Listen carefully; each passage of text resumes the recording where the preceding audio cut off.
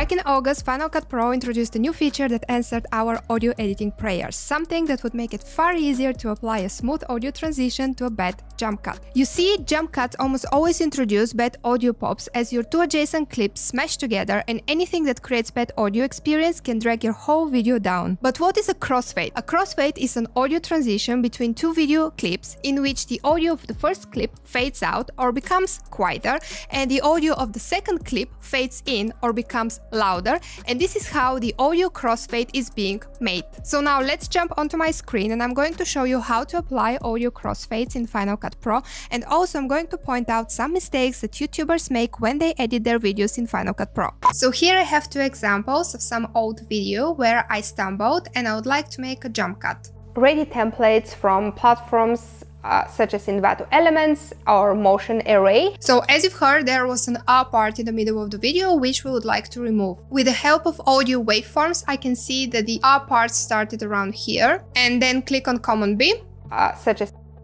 and I'm going to finish my cut here by applying a Ripple Trim cut. I'm using a custom shortcut for this function mapped to letter Q. So let's hit it and check our cut.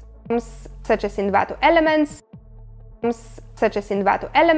You can hear that the jump cut introduces a very harsh S sound and is a bit too long. So I'm going to grab the end of the first clip and I'm going to click the comma key on my keyboard in order to reduce the duration of the first clip by a few frames.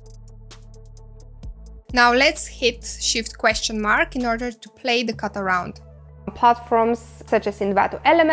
This sounds already much better, but we still need to apply crossfade in order to make the transition even smoother. In order to do that, we have to select the two clips and click on Option T. And there is already an audio transition, but it's hardly visible. Now let's navigate to the timeline settings and increase the audio waveforms. Great. Let's now zoom into the cut. As you can see, the first clip fades out and the second clip fades in. But let's see how the audio of the two video clips overlap. For that, let's hit Ctrl S. And the audio lanes expand. You can clearly see how the fade in and the fade out create a cross. Now let's hear the transition. Ready templates from platforms such as Envato Elements or Motion Array.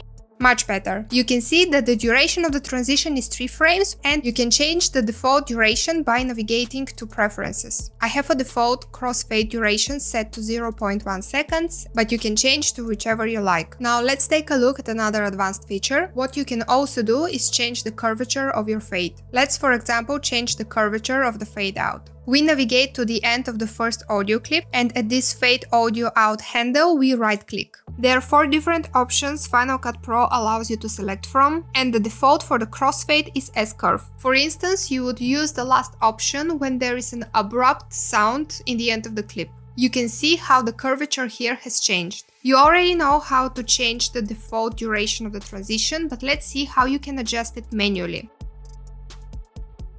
Now the audio from the second clip starts earlier, and this is how you change the duration of the fade in. Now try to avoid these 2 mistakes that we see often other YouTubers make when they edit their videos in Final Cut Pro. First, avoid changing the duration of your video clips as their audio lanes are expanded, as we can see in this example. As we changed the duration of the video clip, the duration of its audio clip didn't change. In order to avoid this, you have to collapse the audio lanes. Let's go back to the cut, Command Z.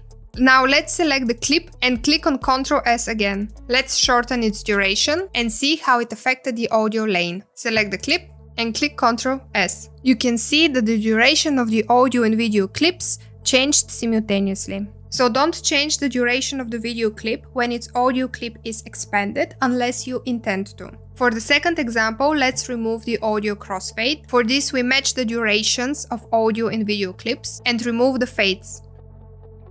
Great! So many YouTubers who try to simulate the audio crossfade just overlap the 2 audio lanes. As you can see, there is a rough pop in the beginning of the second clip that is not faded in. This will result in a very harsh sound. Let's play it around by clicking Shift ? again. Platforms such as Envato Elements. For the transition to be a real crossfade, you have to apply a fade in and a fade out. However, you can see that this is still not a standard crossfade as the 2 fades don't overlap. Still, by applying the fades, we made the transition sound better. platforms such as Envato Elements.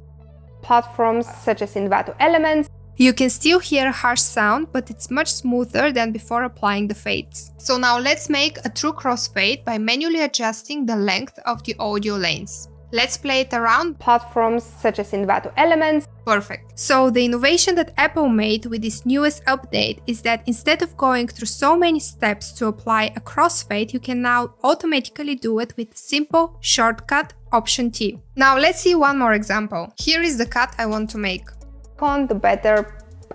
The more I develop my skills on top. I want to remove the pause and the better in between. Quick tip, you can click on R on your keyboard and select a range in the video that you would like to remove and click backspace. Let's play the transition around. The more I develop. Let's adjust the transition.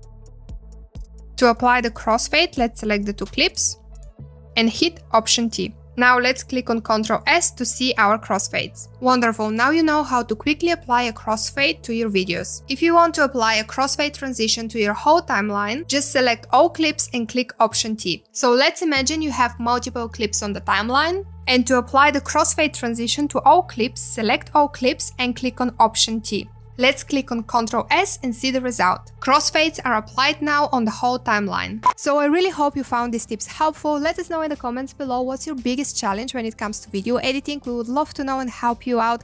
Also make sure to follow us on our Instagram page because we provide tons of value there as well. Make sure to subscribe to our channel and we hope to see you next time, and happy editing.